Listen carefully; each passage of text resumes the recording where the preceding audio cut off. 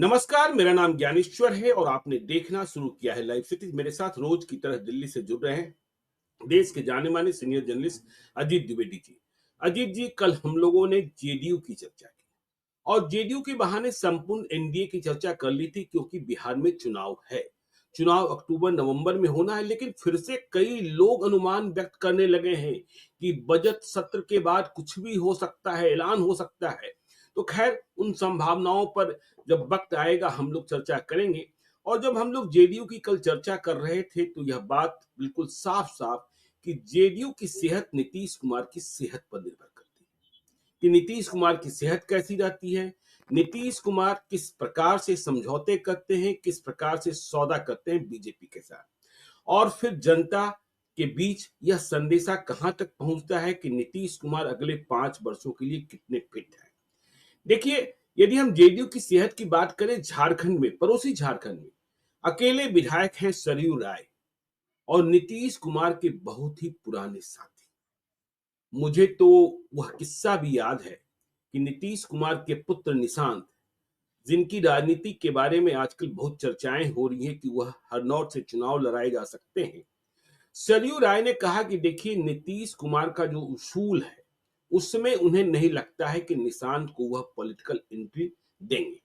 और दूसरी बात, जो बड़ी बात उन्होंने कह दी जेडीयू की सेहत को लेकर, मैं सिर्फ जेडीयू का विधायक हूं, बाकी पार्टी के क्रियाकलापों से मुझे कोई मतलब नहीं है। अब समझ सकते हैं कि जेडीयू की सेहत क्या है। खैर, यह बात जेडीयू की रही। और देखिए, हाँ, हमने कहा था कि निशांत को लेकर राजनीति। देखिए, वो किस्सा याद है कि सरयू राय वो शख्स हैं जिन्होंने निशांत का स्कूल में दाखिला दिल्ली के मालवीय नगर इलाके में कराया। तो अब हम बात करना चाहते हैं इंडिया ब्लॉक की। और इंडिया ब्लॉक में कल कांग्रेस ने एक फैसला किया। अब कांग्रेस भी क्या क्या फैसला करती है पता नहीं, लोगों को क्या समझ में आता है, कैसे समझ में आता है, क्योंकि आरजेडी के बाद सबसे बड़ी पार्टी बिहार में, वैसे तो देश की पार्टी है, कि कांग्रेस ने अपना प्रभारी बदल दिया। और प्रभारी जो बनाए गए हैं उनका नाम हमने नहीं सुना था। अजीत जी, आप दिल्ली में बैठे हैं, आपने सुना होगा कर्नाटक की कितने बड़े नेता हैं, आज भी मुझे पता नहीं है जब मैं इस कार्यक्रम को रिकॉर्ड कर रहा हूं। कृष्णा अल बारू। देखिए, हाँ, नाम के उच्चारण में भी समस्या आ रही है।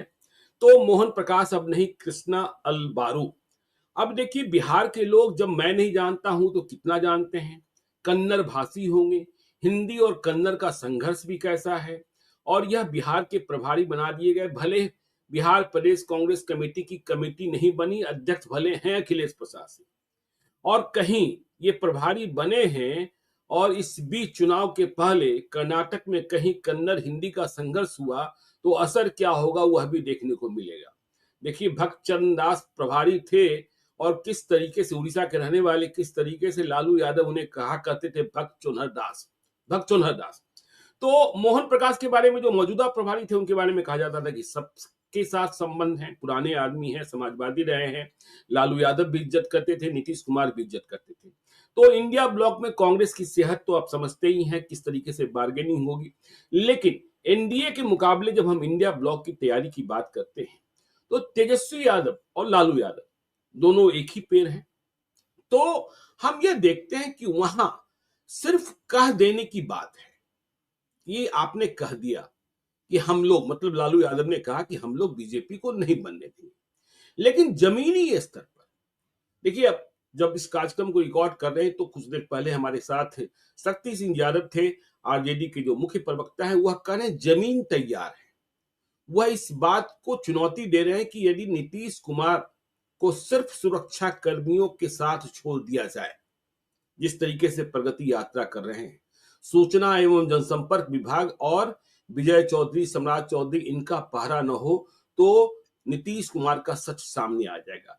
तो आप नीतीश कुमार के सच का सामना करने के लिए इस तरीके से तैयार हो रहे हैं कि सच सामने आ जाएगा।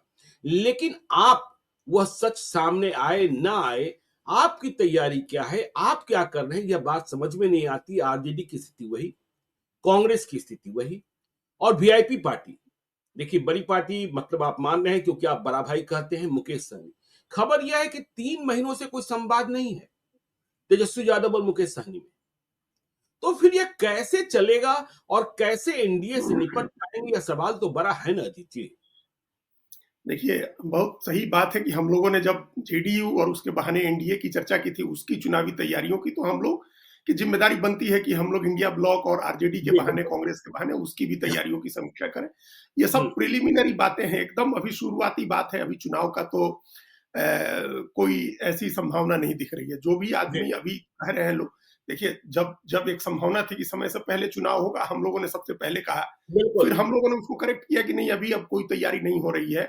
तो हम्म, अभी नहीं लग रहा है कि कोई तैयारी ज्ञानेश्वर जी समय से बिल्कुल। पहले चुनाव की हो रही है। अब बल्कि चुनाव समय पर कराने के लिए एक रोड मैप बन रहा है, जो जिस पर हम लोग कल चर्चा कर रहे थे कि कैसे हम्म, आगे ले जाएंगे। तो जी। उसका एक रोड मैप बन रहा है, वो आगे हम्म, के लिए जेडीयू। जी जब हम दोनों की तैयारियों की तुलना करते हैं, तो ये कहने में कोई हिचक नहीं है कि जेडीयू भी और एनडीए भी बहुत आगे है आरजेडी और कांग्रेस और इंडिया ब्लॉक की तैयारियों से, बहुत आगे, जी। फार अहेड हम्म, जिसको बोलते हैं, फार हम्म, अहेड है। जी। देखिए, हम लोग जिन जिन जिन चीजों की चर्चा करते रहे, जो काम हो रहा है जेडीयू में या हम्म, बीजेपी में, वो उसका 5-10% भी नहीं हो रहा है आरजेडी और कांग्रेस। देखिए, बिल्कुल। मुख्यमंत्री की यात्रा तो चल रही है कंटिन्यूअस। जी तेजस्वी यादव की कब यात्रा होती है, कब रुक जाती है, कहाँ जाते हैं, नहीं जाते हैं, किसी को पता नहीं चलता है। जी। मुख्यमंत्री की तो प्रगति यात्रा कंटिन्यू चल रही है, अलग अलग हम्म, इलाकों में चल रही है। उसके बीच जब दूसरे कार्यक्रम होते हैं, वो पटना में भी रहते हैं, लेकिन यात्रा लगातार चल रही है उनकी। और आपने देखा, हम सब लोगों ने देखा कि जिला सम्मेलन जो जेडीयू का हुआ, वो भी हो गया। और हम्म, उसके बाद एक कोऑर्डिनेशन की बैठक लगातार चल रही है प्रदेश अध्यक्षों की। तो जी एटलीस्ट ये गतिविधियां तो चल रही है ना। ये तो 2-3 गतिविधियां ऐसी हैं जो चल रही हैं। और कांग्रेस, अब बीजेपी तो अपने तमाम वर्कर को इतना टास्क दिए रहती है कि उसके लोग परेशान रहते हैं टास्क पूरा कर करके, सारे दिन उनको कोई बिल्कुल। ना कोई ड्यूटी लगी रहती है। जैसे अभी बिल्कुल। संगठन के चुनाव हो रहे हैं, जिला अध्यक्ष बदले जा रहे हैं, बनाए जा रहे हैं, जिन पर हम लोगों ने एक दिन और चर्चा की थी। तो हम्म, उनकी तैयारी तो चल रही है। आरजेडी का उसके मुकाबले या कांग्रेस का उसके मुकाबले कुछ भी नहीं हो रहा है। कोई जी संगठन की बैठक नहीं हो रही है। और हम लोगों ने एक दिन कहा था, हम लोगों ने बल्कि इस पर सवाल भी उठाया था कि प्रदेश अध्यक्ष ही नदारद है, प्रदेश अध्यक्ष जी। कहाँ है आरजेडी के, पता नहीं है। हम्म, प्रदेश का कार्यालय में जाकर के कोई आदमी उनसे मिलना चाहे तो बीजेपी नहीं मिल की आप सकता है। बात कर रहे हैं अजीत जी, मुझे यह मालूम हुआ कि बीजेपी के बार रूम में प्रत्येक बूथ की समीक्षा हो रही कि कौन सा बूथ था 2020 में और कौन सा बूथ था 2024 के लोकसभा चुनाव में जहां हम पीछे रह गए और क्या वजह रही। उस बूथ की सामाजिक संरचना क्या है, उस बूथ के पन्ना प्रभारी कौन है, उस बूथ में जेडीयू के सक्रिय लोग कौन है, एलजेपीआर के सक्रिय लोग कौन है। तो बूथ जीतने की जो बीजेपी के भीतर बात कही जाती है ना, मेरा बूथ सबसे मजबूत, तो वहां तैयारी चल रही है। और ऐसी तैयारी हम दूसरी पार्टियों में देखिए, सहयोगी जेडीयू में भी नहीं देखते हैं, इस ग्रास रूट की तैयारी नहीं दिखाई पड़ती है। लेकिन नीतीश कुमार का चेहरा, अब नीतीश कुमार की सेहत ही बहुत खराब हो जाए तो कोई दूसरी बात है। लेकिन आरजेडी में बूथ छोड़ दीजिए, सामाजिक संरचना और सामाजिक बुनियाद जो सोशल फैब्रिक है, उसे कैसे मजबूत करें अपने साथ और कैसे लोगों को जोड़े, संवाद कैसे बढ़े, इस पर ही कोई निर्णय नहीं हो पाता है। बीजेपी का तो काडर बेस पार्टी है, और बिहार ही जी नहीं, पूरे पूरे देश में उन लोगों की तैयारी इसी तरह से सालों भर चलती रहती है। चुनाव खत्म होते ही अगले चुनाव की तैयारी शुरू हो जाती है। उस चुनाव में क्या कमी रह गई, उसको दूर करने के उपाय शुरू हो जाते हैं। लेकिन जेडीयू के लिए भी, चूंकि बिहार इस समय, बिहार में आरजेडी को रोकना, इंडिया ब्लॉक को रोकना, जितनी प्राथमिकता जेडीयू की है, उतनी ही प्राथमिकता बीजेपी की भी है। जी क्योंकि पता है बीजेपी को कि फिर आगे उसी आधार पर लोकसभा का चुनाव आएगा। और हम्म, अगली, इस बार तो बिहार ने बचा लिया, अगर जी बिहार नहीं बचाता तो दिल्ली की क्या स्थिति होती, ये तो सबको पता है। तो उनके लिए हम्म, बड़ी एक महत्वपूर्ण राज्य है बिहार। तो वो जो हम्म, कर रहे हैं अपनी तैयारी, उसके साथ साथ जेडीयू की तैयारी भी कर रहे हैं। ये भी हमको, जी हम लोग जानते हैं, कह भी चुके हैं हम लोग, कि हम्म, बीजेपी ही हो सकता है कि जेडीयू के लिए भी सारे काम बिल्कुल काम बिल्कुल। काज जी जमीनी स्तर पर करे। और जो हम्म, सर्वे हुए हैं, वो सर्वे सभी 243 सीटों के हुए हैं जो हाँ हाँ बीजेपी ने बिल्कुल। कराए हैं। वो जी 243 सीटों के सर्वे कराए हैं। और ये हम्म, हमारी सूचना है, इसको आप भी इसको कंफर्म करिएगा कि जेडीयू ने भी सर्वे कराया है। और जी उसमें दोनों के सर्वे में अधिकतर सीटों पर 7 से 15% वोट की बढ़त है एनडीए को अभी आरजेडी के ऊपर। 7 से 7 से 15%। 15%। जी। हाँ, जहां कम है हुँ, वहां भी 7% वोट की बढ़त है। हुँ, तो ये सर्वे है 243 सीटों का। आप सोचिए इसके मुकाबले आरजेडी कहां है। हुँ, आरजेडी के लिए कौन सर्वे कर रहा है। एक हम लोगों ने कल कहा था कि संजय यादव ने एक टीम बनाई हुई है, जो टीम फीडबैक डाटा माइनिंग का काम, डाटा कलेक्शन का काम कर रही है। लेकिन उस डाटा माइनिंग से आपके सामने डाटा हो, वो तो किसी एक आदमी को आप रिसर्च के लिए बिठा दीजिए, चुनाव आयोग की साइट से सारे डाटा मिल जाएंगे। जी। अच्छा, जनगणना तो कोई हुई नहीं है, जनगणना तो 2011 की ही है। तो जो हम्म, डाटा आपके पास 2014 में था, 2015 और 20-24 में था, वही डाटा अभी भी है। ऑफिशियली तो बिल्कुल। उसमें कुछ चेंज है नहीं, आप अनुमान के हम्म, आधार पर भले उसमें जो बढ़ोतरी कर लें। और हम्म। दूसरी बात, बिहार में तो जाति गणना भी हो गई है, जिससे हर जाति के आंकड़े सबके पास उपलब्ध हैं। और उसके महागठबंधन आधार सरकार के वक्त ही हुआ है। वही हुआ है, और आरजे अब हाँ, क्रेडिट लेते हैं तेजस्वी यादव की, हमने कराया हुआ है उसको। इसलिए तो डाटा आपके उनके पास, पास तो है ही, बाकी किसी के पास हो चाहे ना हो, हाँ, तेजस्वी यादव के पास तो पहले से है। है ही, सारा सारे आंकड़े तो आपके पास है। जी, लेकिन आंकड़े होने से आप उनको अपने पक्ष में नहीं कर सकते हैं। आंकड़े होना एक बिल्कुल। बात है, वो तो हुँ, उसको अपने पक्ष में आप कैसे करेंगे? उसमें कहाँ आप इनरोड कर रहे हैं? आपका जो नया वोट है, आपका हुँ, जो पुराना वोट आधार है, उसके मुकाबले आप नए वोट में इनरोड करने के लिए क्या आपकी स्ट्रेटजी है, क्या तैयारी है? ये कहीं नहीं दिखाई देती है। उस पर हम लोग करें, उसकी मतलब शुरुआत आरजेडी और मतलब समूचे इंडिया ब्लॉक की तैयारियों पर समीक्षा की बात हम लोग करें, तो जी। पहले जो आपने कांग्रेस का से शुरू किया, तो उससे उसी से हम भी उस बात को शुरू करते हुँ, हैं। एक तो चुनाव के साल में, चुनाव से 6-7 महीने पहले प्रभारी बदलना, ये कौन-सी होशियारी की बात है? ये कौन-सी स्ट्रैटेजी है? सोचिए, यह सोचिए। सोचिए, जिस हाँ, व्यक्ति ने कई वर्षों, महीनों लगाए हैं वहां आपके साथ वहां काम करने के लिए, जिसके समय जी, लोकसभा का चुनाव हुआ, लोकसभा चुनाव में आप 3 सीटें जीते वहां, आपने चुनाव के 6 महीने पहले, मान लीजिए कि इस हुँ, अक्टूबर में चुनाव शुरू हो जाएगा, 6 महीने पहले आपने बदल दिया, उसमें 6-7 महीने पहले प्रभारी बदल दिया। और प्रभारी थे मोहन प्रकाश, बनारस में रहे हुए हैं, हुँ, और वो समाजवादियों के साथ एकदम मतलब नथे-गुथे हैं, वो सबके साथ उनके बिल्कुल, बड़े घुले-मिले, व्यक्तिगत बिल्कुल। संबंध हैं। और जी, बिहार की सामाजिक संरचना और जो सामाजिक न्याय की राजनीति है, उसको भी समझते हैं, बल्कि उसके योद्धाओं में से एक हैं वो। जी, तो उनको आपने हटा दिया, जो बिहार की राजनीति के सारे मुहावरे समझता है। हुँ, असली चीज़ तो मुहावरे होते हैं, कि आप किस मुहावरे में जनता से संवाद करेंगे और जनता आपसे किस मुहावरे में बात करेगी। राजनीतिक मुहावरा बिहार का क्या है? ये हुँ, ये ये कोई साधारण बात नहीं होती है, राजनीति के मुहावरे समझना, जो जिसको अंग्रेजी जी, में लोग कहते हैं कि हुँ, आप बारीकी पॉलिटिकल नुआंसेस कैसे पकड़ते हैं। तो हुँ, पॉलिटिकल नुआंसेस जो आदमी समझता है, जो वहाँ की भाषा समझता है, राजनीति की भाषा समझता है, आपने उसको हटा दिया। और आप कृष्णा अलावरू को ले आए वहां से, कर्नाटक से उठा करके, जो अभी तक यूथ कांग्रेस के लिए काम कर रहे थे। तो यूथ कांग्रेस के लिए काम कर रहे थे, ठीक है, कृष्णा बहुत अनुबारू यंग है। को अखिलेश प्रसाद सिंह भी कितना जानते होंगे, मैं नहीं जानता, और नहीं, कितने फ्रेंडली होंगे, मैं यह भी नहीं जानता। तो सब आदमी कल से गूगल कर रहा है कृष्णा अलावरू जी, के बारे में जानने के लिए, चूंकि वो ऐसा भी नहीं कि कर्नाटक में कोई बड़े नेता है। हुँ, लेकिन एक तो कर्नाटक, जब एक चीजें ऐसी होती हैं, और राहुल गांधी को कितने लोगों ने समझाया, ज्ञानेश्वर जी, कि आप उत्तर भारत के लिए उत्तर भारत के नेताओं को लगाइए, जो वहां बिल्कुल। की भाषा बोली समझता हो, सामाजिक संरचना को समझता हो, जाति का हिसाब समझता हो। अब हुँ, कर्नाटक के आदमी के लिए बिहार में जाति का हिसाब समझना तो बड़ा मुश्किल हो जाएगा। हुँ, तो जाति का हिसाब जो नहीं समझता है बिहार का, उसको आप ले आए कृष्णा वाला और अलावरू। कभी जमीनी राजनीति नहीं की, जाति की राजनीति समझने की कोशिश नहीं की। वहां एमएलए एमपी का चुनाव लड़के और लड़ाने का काम उन्होंने नहीं किया, वो यूथ कांग्रेस का काम देखते थे। जी, जैसे अभी एनएसयूआई का काम देखने के लिए कन्हैया कुमार को लगाया गया है, और आज हुँ, हुँ। आप कन्हैया कुमार को कल उठा करके कर्नाटक का प्रभारी बना दे, तो क्या कर लेंगे कर्नाटक में? बिल्कुल, कहीं तो ऐसा एक तो तो नहीं है आप, अरुण जी कि ऐसा तो नहीं है कि कर्नाटक को ही बिहार चुनाव में कांग्रेस की फंडिंग करनी है, इसलिए कृष्णा अल्लाबारू को लगा दिया गया ताकि सुगम और सहज तरीके से पैसे वहाँ से आते रहें? नहीं है, ये चीजें होती हैं, तो उस आप जी, उसके लिए बीजेपी भी बहुत करती है, कि संगठन का प्रभारी अलग होता है, जो उस राज्य को जी, समझने वाला होता है, और हुँ, चुनाव के समय वैसा आदमी ले आया जाता है, चुनाव का प्रभारी, जो फंडिंग की व्यवस्था कर सके स्मूथ तरीके से। हुँ। जैसे जैसे चुनाव प्रभारी बना करके भेज दिया गया था अश्वनी वैष्णव को महाराष्ट्र में, तो हाँ, आप वहां, झारखंड में हेमंत किशोर शर्मा और शिवराज सिंह चौहान। हाँ, चुनाव के प्रभारी थे, संगठन के जी, प्रभारी लक्ष्मीकांत वाजपेयी थे। तो बिल्कुल। वैसे ही वहां चुनाव के समय महाराष्ट्र में भेजा गया भूपेंद्र यादव को, और अश्वनी वैष्णव को भेजा गया, आप फंड का इंतजाम करने के लिए, आप सारी व्यवस्था बाकी करिए। जी, यहाँ बिहार में जो है, आप कर्नाटक, एक तो ऐसा कर्नाटक कर्नाटक बीजेपी ने किया है, राष्ट्रीय अध्यक्ष आपके कर्नाटक के हैं, संगठन हुँ, महासचिव आपके केरल के हैं, और अभी कल जो चेंज हुआ उसमें 2 महासचिव बनाए गए हैं, जिसमें एक महासचिव तो भूपेश बघेल है, दूसरे जी, महासचिव सैयद नासिर हुसैन है, जो कर्नाटक के हैं। तो हुँ, बिल्कुल। आप कर्नाटक समझ, हरियाणा का प्रभारी भी आपने कर्नाटक से ले आके बीके हरिप्रसाद को रख दिया। तो कर्नाटक से ले आना है, हर जगह कर्नाटक का आदमी ले जाना है। भाई, कर्नाटक का आदमी, केरल में चुनाव होना है, वहां लगा दीजिए, पड़ोसी राज्य है वो देखेगा, जी, वहां चुनाव, तमिलनाडु में अगले साल चुनाव है, वहां लगा दीजिए कर्नाटक का प्रभारी। और बिहार में उत्तर प्रदेश का आदमी ले आइए, झारखंड का, राजस्थान, मध्य प्रदेश, जो समझता है पॉलिटिक्स को बिहार को, उसको ले जाइए। कांग्रेस तो का एक, कर्नाटकीकरण हो रहा है क्या? हाँ, हो ही रहा है ना, अभी तो हो रहा है, पूरी तरह से हो रहा जी, है। तो ये वो एक तो मेजर आपने मिस्टेक ये किया कि चुनाव के पहले प्रभारी बदला। ले आए ऐसे आदमी को जिसको 7 महीने तो लग जाएँगे भाषा, बोली और वहाँ का राजनीतिक संरचना, सामाजिक उसको समझने में। आप जी, टफ बार्गेनिंग कर सकते हैं लालू यादव के लिए क्योंकि आपका कुछ स्टेक पर नहीं है।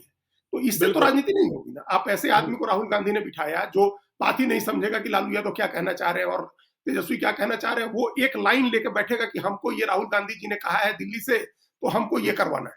तो वो जी। ऐसे नहीं करा सकते हैं आप। उसके लिए जो मोल-भाव करने की स्थिति होनी चाहिए वो नहीं है आपकी। तो और लालू कांग्रेस ने यादव की कहाँ करा लेंगे? लालू यादव वो नेता आप ही बता रहे थे कि उन्होंने भाई मना हाँ, किया राहुल गांधी को राहुल कि गांधी आप अरविंद केजरीवाल के खिलाफ प्रचार मत कीजिए, अरविंद केजरीवाल को जीतने दीजिए और यदि अरविंद केजरीवाल हारते हैं तो संदेशा खराब जाता है। लालू यादव का कद और लालू यादव का अनुभव तो भाई और और सामाजिक संरचना और बाकी चीज़ों में तो अद्भुत है ना।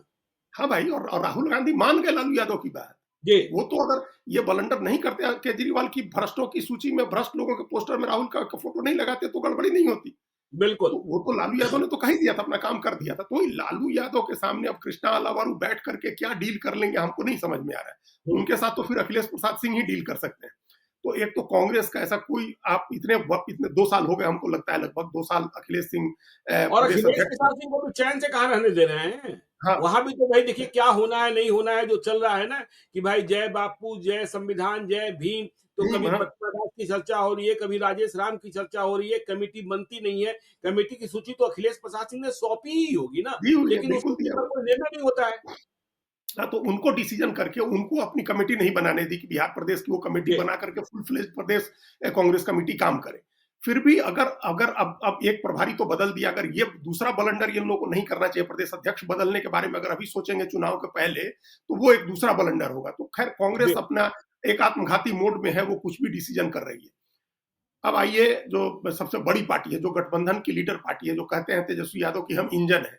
हालाँकि वो जी, कहना नहीं चाहिए, आप इंजन आजकल लोग मानते नहीं हैं, इंजन कहने पर लोगों की भावनाएँ आहत हो जाती हैं कि हम बोगी हैं। हुँ, तो खैर लेकिन हम जब उन्होंने कहा है तो हम लोग भी कह सकते हैं कि इंजन है आरजेडी। जी, अब आरजेडी में इंजन है उसमें आपने ठीक कहा कि सिर्फ़ बातें हो रही हैं। लालू यादव बिल्कुल। कह रहे हैं कि तेजस्वी यादव को मुख्यमंत्री बना दीजिए। लालू यादव कह रहे हैं कि ऐसे कैसे बीजेपी बना लेगी, हम लोग के रहते हम लोग रोकेंगे उसको। तो हम जी, लोग रोकेंगे तो इसके लिए तो कुछ एफर्ट लेने होंगे ना, कुछ प्रयास करना होगा, कुछ पहल करनी होगी, कुछ पर्दे के पीछे, बिल्कुल। कुछ पर्दे के बाहर आपको राजनीतिक गतिविधियाँ करनी होंगी। कोई एक तो बैकरूम जो पॉलिटिक्स होती है, बैक चैनल हुँ, पॉलिटिक्स जो होती है, बैक चैनलिंग भी नहीं हो रही है और हुँ, ना सामने से कोई राजनीतिक गतिविधि चलती दिख रही है। अगर जिस तरह से हमने उस दिन भी कहा था कि जिस तरह से एनडीए का की कोऑर्डिनेशन की बैठक हो रही है, सभी 5 पार्टियों के प्रदेश अध्यक्ष जा रहे हैं, क्या उस हुँ, तरह से आरजेडी नहीं कर सकती है? उस तरह से इंडिया ब्लॉक नहीं कर सकता है? कि उनके भी प्रदेश के जो नेता हैं, आप अध्यक्ष मान लीजिए नहीं जा सकते हैं, तो महासचिव लोग ही जाएँ राज्यों में और एक कोऑर्डिनेशन की बैठक करें। उनके यहाँ तो कोऑर्डिनेशन की ज़्यादा ज़रूरत है, क्योंकि बिल्कुल एनडीए ज़रूरत में है। जो पार्टियाँ हैं, वो नेचुरल हुँ, पार्टी हैं, वो सारी नेचुरल एलाई पार्टियाँ हैं जो एक साथ जी, रहती ही हैं। हुँ, हमेशा रहे हैं 1994-95 के बाद से ही जेडीयू, बीजेपी साथ में है। चिराग पासवान, रामविलास पासवान भी को भी अलायंस किए हुए 15 साल हो गए, वो भी 14 10 12-14 साल से उनका भी अलायंस चल ही रहा है, जिसको जी, चिराग पासवान आगे चला रहे हैं, केंद्र में मंत्री भी हैं। हुँ, जीतन राम मांझी भी केंद्र में मंत्री हैं, उपेंद्र कुशवाहा पहले भी रह चुके हैं साथ में। तो वो सब साथ के लोग हैं, फिर भी वो लोग कोऑर्डिनेशन बनाने का प्रयास कर रहे हैं। यहाँ तो आपके पास एक नया एलआई है जिसके वोट के आधार पर आप सबसे बड़ा गेन करने की उम्मीद कर रहे हैं और वो जी, एलआई है मुकेश सहनी, जिसके बिल्कुल। आधार पर आपको लग रहा है कि मुकेश सहनी के विकासशील इंसान पार्टी की वजह से हमको 4-5% वोट का फायदा हो हुँ, और उन्हीं के फिर तो ये फायदा तो तब होगा जब आप ग्राउंड लेवल पर उनके साथ कोऑर्डिनेशन बनाएँगे। जी, कभी भी ये कोई मिसाल नहीं है, लालू यादव के टाइम में 90 के समय में हो सकता है कि मल्लाहों ने यादव के साथ वोट किया हो क्योंकि वो हुँ, तब लालू पिछड़ों के नेता थे, गरीबों के नेता थे। लेकिन जी, उसके बाद तो मल्लाह नहीं वोट कर रहा है आरजेडी के साथ। नहीं, मल्लाह तो बिल्कुल 1995 के चुनाव के बाद से ही अलग हो गया है। एक तरह से समझिए कि 99 से पिछले 25-26 साल से वो anti BJP, anti RJD vote करता है। और वो ज़मीनी बीजेपी अभी स्तर भी पर उनके भी साथ जाता है। देखेंगे जो ताल तलैया की लड़ाई है ना, वह तो हाँ, मल्लाहों की लड़ाई यादवों से बिल्कुल। है और हाँ, मुसलमानों से है। और हाँ, देखिए तैयारी की बात कर रहे हैं अजीत जी, कि देखिए पशुपति पारस, कल हमने देखा हमारी रिपोर्टर समरीन ने इंटरव्यू किया था। अब पशुपति पारस खुले तौर पर एनडीए को दलित विरोधी बता रहे हैं और यह भी कह रहे हैं कि मकर संक्रांति के दिन से उनके लिए, उनकी पार्टी के लिए शुभ दिन की शुरुआत हुई। मतलब लालू यादव गए थे। तो यदि पशुपति पारस आपके साथ आ रहे हैं, तो फिर देर किस बात का कर रहे हैं? क्या इतना समय दे रहे हैं कि फिर एनडीए वाले कोई बार्गेन कर ले? अरे आप कर लीजिए ना। और देखिए एनडीए में कोई वाद विवाद ना खड़ा हो चुनाव के समय। कितनी चर्चा होती रही कि मंत्रिमंडल का विस्तार होने जा रहा है। नीतीश कुमार ने नहीं किया ना, नहीं किया हुँ। ना। लोग वेटिंग लिस्ट में ही रह गए, रह हाँ? गए, कि हाँ, भाई किसको बनाएंगे, किसको नहीं बनाएंगे। हाँ। कितनी चर्चा होती रही कि बोर्ड आयोग का गठन हो रहा है। सारी पार्टियों से सूची मंगवा ली गई। सारी पार्टियों ने अपने नेताओं के नाम भेज दिए। जब नीतीश कुमार ने और बीजेपी ने यह समझा कि यह तो सूची बड़ी लंबी है और फिर जब इस सूची को जारी करेंगे तो बहुत सारे लोग नाराज होंगे, तो उसे भी डाल दिया गया सनटिंग प्लेटफॉर्म पर कि भाई यहीं खड़े रहो अभी, और चुनाव जीत जाएंगे फिर देखेंगे। हाँ, तो वही मतलब वो लोग जेडीयू बीजेपी की अपना एक कोऑर्डिनेशन बना हुआ है, सरकार में है, केंद्र में, राज्य में। वो अपना उसका उसकी स्थिति का भी फायदा उठा करके अपने तैयारी अपनी कर रहे हैं, अपना काम कर रहे हैं। और बिल्कुल। आरजेडी जो अपोजिशन में है, उसको हम्म, 24 घंटे पॉलिटिक्स करनी चाहिए, राउंड द क्लॉक उसकी यहाँ पॉलिटिक्स होनी चाहिए है, तो वहां की पॉलिटिक्स का पता नहीं चलता है। बिल्कुल। तेजस्वी यादव की जो कार्यकर्ता सम्मेलन हुआ, वो हम्म, छिटपुट ढंग से हो गया और उसके बाद उसका क्या निष्कर्ष है, उसको लेकर के क्या समीक्षा हुई, क्या फीडबैक मिला जिलों से, उसके आधार पर आपको क्या डिसीजन करना है, ये आपने अभी तक डिसीजन नहीं किया है, क्या करना है आप। प्रदेश अध्यक्ष का मामला आप कब तक सुलझाएंगे, कौन प्रदेश अध्यक्ष बनेगा, मंगनी लाल मंडल आए हैं, मान लीजिए उनकी क्या आपको उपयोगिता दिख रही है। जी, मतलब इन सब चीजों पर भी विचार करना है उनको। पशुपति पारस को मान लीजिए ले आना है, तो हम्म, पशुपति पारस को ले आएंगे, तो ले आके अभी उनको भी कोऑर्डिनेशन की यात्रा में डाल दीजिए कि जी, भाई पासवान वोट के लिए, अगर दलित वोट की असली लड़ाई है कि दलित वोट का अगर 20% वोट के लिए सबसे ज्यादा मारे हम देख रहे हैं कि हम्म, नेता उसी के सबसे ज्यादा इमर्ज हो रहे हैं। कांग्रेस भी उसी लाइन पर सोच रही है कि प्रतिमा दास को ले आए या राजेश राम को ले आए, और बगल में भक्तचरण दास जो प्रभारी थे उनको बना ही दिया वहां उड़ीसा उड़ीसा का। में, और राष्ट्रीय अध्यक्ष हैं ही दलित उनके। तो जी, कांग्रेस अपना सोच रही है, अपना उसी वोट हम्म, के लिए कर रही है। जेडीयू बीजेपी में उसी वोट की लड़ाई है। और आरजेडी के लोग, इंडिया ब्लॉक के लोग एक उम्मीद कर रहे हैं कि जो राम वोट है, जिस पर हम लोग कई बार हम्म, चर्चा कर चुके, जो बसपा का वोट है, वो हमारे साथ जुड़ेगा। 5% के जी, करीब वो वोट है। तो हम्म, उस वोट के लिए लड़ाई है। 20% वोट को ही अगर आप टारगेट करें, 32% वोट के लिए आप निश्चिंत हो जाए, 20% और अतिरिक्त वोट में जाकर के आप पॉलिटिक्स करें, तो उसके लिए तो आदर्श स्थिति है आपके पास। आपके बिल्कुल। पास कांग्रेस है जो आज पूरे देश में जय बापू, जय भीम, जय संविधान की यात्रा कर रही है, संविधान सम्मेलन कर रही है, अंबेडकर को हाथों हाथ उठाया हुआ है कांग्रेस ने। तो आप उसी हम्म, स्थिति का लाभ उठाइए, और अपने प्रदेश में जो पशुपति पारस एक बड़ा चेहरा है, उनको हम्म, अपने साथ जोड़िए। तो ये जोड़ करके, अच्छा, प्लेंटी ऑफ सीट्स जिसको बोलते हैं, वो आपके पास अवेलेबल है। जी, देखिए, अब आपके पास आरजेडी कह सकती है कि हम हमारे पास 80 हमारे जीते थे, 78 विधायक जीते थे। लेकिन आप लड़े भी तो 150 के करीब थे, 140 से इससे ज्यादा सीट आप लड़े थे। बिल्कुल, तो आप बिल्कुल। उस सीट में तो कम कर ही सकते हैं ना। अब आपको तो जी, आइडेंटिफाइड है कि आप कहाँ जीत सकते हैं चुनाव, आपकी मजबूत सीटें कौन सी हैं, और उसमें किसी और एक पार्टी को जोड़ने के लिए आप सीट स्पेयर कर सकते हैं। जी, कांग्रेस भी सीट स्पेयर कर सकती है। कांग्रेस भी अपनी हैसियत से ज्यादा चुनाव लड़ी थी 70 सीटों पर, हम्म, उसको भी उतना सीट लड़ने की जरूरत नहीं है। तो अब लेकिन कांग्रेस सीट तब छोड़ेगी जब आरजेडी के लोग उससे जोर जबरदस्ती करेंगे, तब तो सीट छोड़ने के लिए वो भी ईगो का सवाल बन राजी जाएगा नहीं उनके लिए। होगी। जी, ईगो का सवाल नहीं बनाना है।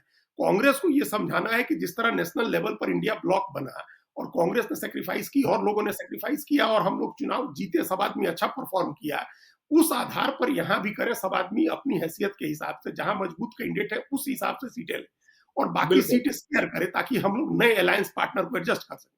अब हम्म, पशुपति पारस को आप एडजस्ट कर लीजिए एक आदमी के साथ। आपने कहा कि 3 महीने से मुकेश सहनी के साथ संवाद नहीं है। जी, मुकेश सहनी जिनको लेकर के आप हेलीकॉप्टर पर घूमते रहे समूचे चुनाव के समय, और बड़ा भाई छोटा भाई कहते रहे। बनाया आपने, और उनके साथ आपका संवाद नहीं है, बातचीत नहीं है। जब आपका नहीं है तो ग्राउंड लेवल पर क्या कनेक्ट बनेगा? ग्राउंड बिल्कुल। लेवल पर आरजेडी और वीआईपी के वर्कर कैसे मिलेंगे? और हम्म, जब दोनों मिलेंगे नहीं, तो फिर दोनों लड़ेंगे कैसे साथ में?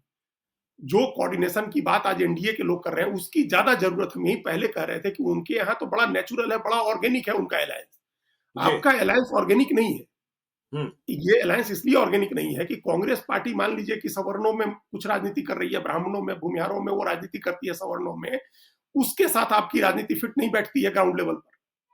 और उनके देखिए जो, राजीव जी, 32% की बात करते हैं। देखिए आपने गिला शिकवा दूर किया, दुनिया को दिखाया कि अब शहाबुद्दीन के परिवार से हमारी दूरी खत्म हो गई, हमारे झगड़े खत्म हो गए।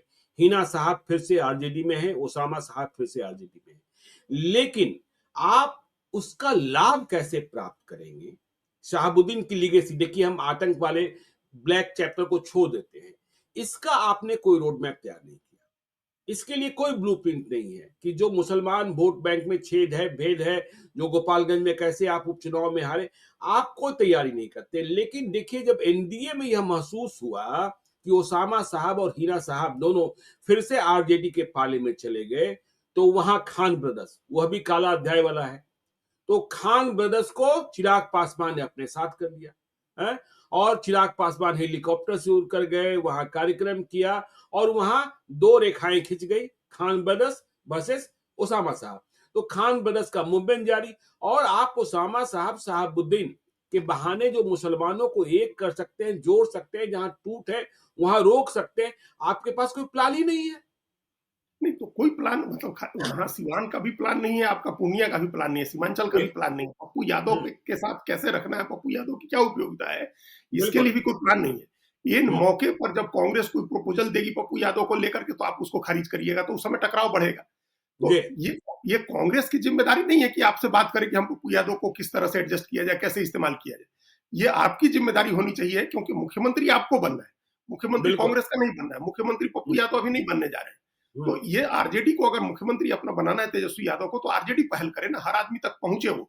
और आपने जो मुस्लिम वोट के लिए चिराग पासवान की कोशिश का जिक्र किया, चिराग पासवान की पार्टी भी और जेडीयू भी, नीतीश कुमार की पार्टी भी कहीं ना कहीं मुसलमान वोट के लिए ये लोग काम करते हैं। और ये लोग ये उम्मीद करते हैं कि हमको वोट नहीं देगा तब भी हॉस्टाइल नहीं होगा, हमारे खिलाफ जी जान लगा करके, सारे घोड़े खोल करके हमको हराने के लिए काम नहीं करेगा। ये इन दोनों पार्टियों में है। और ये देखिए अभी जैसे जैसे जेडीयू का अभी महिलाओं को लेकर के या महादलित का रथ घूम रहा है चारों तरफ, तो अल्पसंख्यक का भी रथ है घूम रहा है, मुसलमानों के बीच भी जेडीयू के लोग पहुंच रहे हैं, जा रहे हैं काम करने। तो उस ये तो ऐसा लग रहा है कि चिराग पासवान और जेडीयू मुसलमानों के बीच ज्यादा काम कर रहे हैं आरजेडी कांग्रेस के मुकाबले।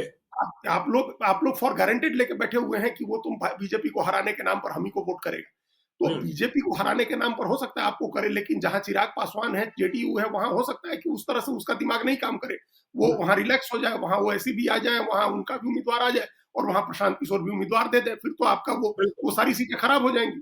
तो प्रशांत किशोर की चुनौती जो है, उस चुनौती का जवाब देने के लिए भी आरजेडी की क्या तैयारी है? जो उन्होंने कहा है कि हम जहां आप मुसलमान नहीं दीजिएगा, हम वहां मुसलमान देंगे। तो आरजेडी ने क्या ऐसी सीटें आइडेंटिफाई की है कि कौन कौन ऐसी सीटें जहां हम मुसलमान नहीं देंगे, और वहां अगर प्रशांत किशोर देते हैं तो उसको हम कैसे हैंडल करेंगे? हम एक दो और उदाहरण ले लीजिए अजीत जी, दो और उदाहरण ले लीजिए। देखिए, कांग्रेस के सांसद राजेश राम, सासाराम में उन्हें दौरा दौरा कर पिटा गया, कारण चाहे जो हो और पीछे में चाहे जो हो। देखिए, हमने देखा लोकसभा में वे रो रहे थे। भाई, आपने इसके लिए आरजेडी, यदि आप इंजन मानते हैं, तो बोगी को बचाने के लिए, बोगी को सही जगह पहुंचाने के लिए आपने कौन सी आवाज उठाई? और जब पूरे देश में दलित राजनीति पर विमर्श चल रहा है, जय बापू, जय भीम और जय संविधान, राजेश राम का सुरक्षा कवच तो आपको बनना चाहिए था। फिर दूसरा उदाहरण देखिए, माले के सांसद सुदामा प्रसाद, आरा के, भाई उन्होंने आर.के. सिंह जैसे स्टॉलबर्ट्स को चुनाव हरा दिया और सुदामा प्रसाद को वहां के डीएम ने कुर्सी से उठा दिया। और देखिए, तो इस मुद्दे को लेकर तो आप एक बड़ी बात कर सकते थे, लोगों के बीच जा सकते थे, और यह भी मुद्दा आप छोड़ देते हैं, तो फिर आप किस मुद्दे पर लड़ेंगे और क्या करेंगे?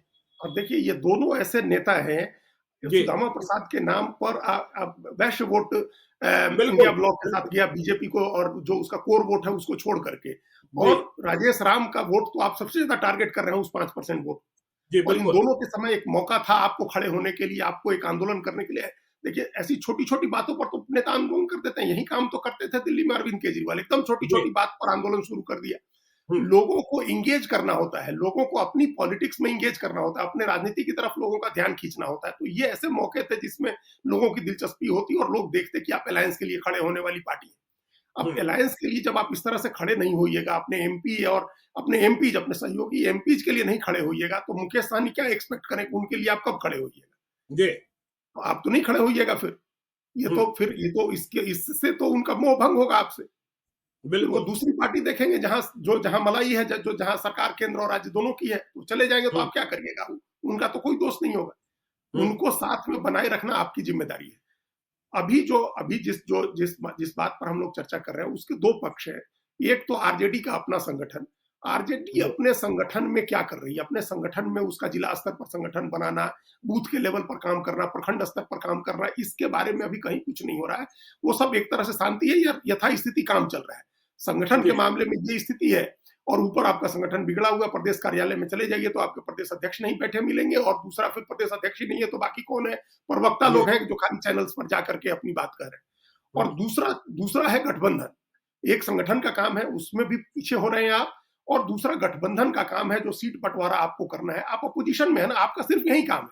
जी, नीतीश कुमार को तो सरकार भी चलाना है, बीजेपी को सरकार भी चलानी है। आपको हुँ, तो सरकार नहीं चलाना है ना, आपको संगठन और चुनाव की तैयारी करनी है। तो आपके पास कैसे समय की कमी हो सकती है? बिल्कुल, आप तमाम तरह के रील बनवाने के लिए आपके पास समय है, और हुँ, रील बन रहे हैं, रील सोशल मीडिया में वायरल हो रहा है, और राजनीति नहीं हो रही है। आपकी रील तो बननी चाहिए ना कि आप बैठक कर रहे हैं अपने सहयोगी पार्टियों के प्रदेश अध्यक्षों के साथ, अपने सहयोगी पार्टियों के नेताओं के साथ, अपने विधायकों के साथ, संभावित प्रत्याशियों के साथ आप सर्वे कर रहे हैं, आप ग्राउंड लेवल पर जा रहे हैं। आप मुकेश सहनी के साथ कौन सी रील आई? मछली खाने की बिल्कुल, एक रील आई थी जिसका आप लोग को चुनाव में नुकसान ही हुआ, उसके बाद कौन सी रील आई है उनके साथ? जी, तो हुँ, ये अब रील तो उसकी आनी चाहिए ना। तो चुनाव का साल है, 7 महीने 6 महीने चुनाव के रह गए, तो हुँ, संगठन के स्तर पर भी कमजोर हैं, पीछे चल रहे हैं, चुनावी तैयारियों में भी पीछे चल रहे हैं, और अलायंस को एक सीमेंट करने, अलायंस को एक रूप देने, एक ढांचा बनाने में भी उसका तो काम ही अभी शुरू नहीं किया है। तो फिर कैसे, किस आधार पर चुनाव लड़ेंगे? ये वो इस उम्मीद में बैठे हैं कि उनकी गलतियां हो जाएंगी, नीतीश हुँ, कुमार एक्सपोज हो जाएंगे, उन बेसेहत और खराब हो जाएगी, उनका आपस में झगड़ा हो जाएगा तो हम चुनाव जीत जाएंगे। इसी हाँ, उम्मीद बिल्कुल, में अब कांग्रेस तीसरी बार हारी है इस बार। जी, 2014 से कांग्रेस इसी इंतजार में है कि बीजेपी गलती करेगी तो हम चुनाव जीत जाएंगे। अब बिल्कुल, आजकल नहीं होता, अब कोई गलती सरकार में जो रहता है वो तो कम से कम गलती करके नहीं हारता है, बल्कि जी, उसके हाथ में तो टूल है कि वो मुफ्त की चीजें बांट करके अपनी गलतियों पर भी पर्दा डाल देता है। कुछ गलती भी करेगा तो बिल्कुल, मुफ्त की चीजें बांट करके उस पर पर्दा डाल देगा। आपके पास क्या जी, है? बिल्कुल, मेहनत है तो खाली, देखिए मेहनत हाँ, मेहनत मेहनत करिए, मेहनत करिए। तो देखिए ये बड़ी नसीहत है इंडिया ब्लॉक के लिए कि उम्मीद पर मत रहिए, मेहनत कीजिए और यदि मेहनत नहीं किए तो अभी तो आप पीछे छूटे ही हुए हैं, आगे भी पीछे छूट सकते हैं और समन्वय बनाइए, बातचीत कीजिए और जो रील्स बना रहे हैं ना, वो परिवार का रील्स नहीं, जनता के दुख दर्द पर मरहम लगाते हुए और चुनाव की तैयारियों को प्रदर्शित करते हुए रील्स बनना चाहिए, तो लोगों को लगेगा कि आप लड़ने को तैयार बैठे हैं और 2025 के वीर नहीं आप रणवीर हो सकते हैं। तो देखते रहिए लाइव स्टेज को। यदि अब तक आपने हमारे यूट्यूब चैनल लाइव स्टेज को सब्सक्राइब नहीं किया है तो जरूर कर लीजिएगा और यदि इस वीडियो को आप फेसबुक पेज के माध्यम से देखें तो पेज को लाइक कीजिएगा। हैंडल एक्स पर भी हमें फॉलो कीजिए। धन्यवाद।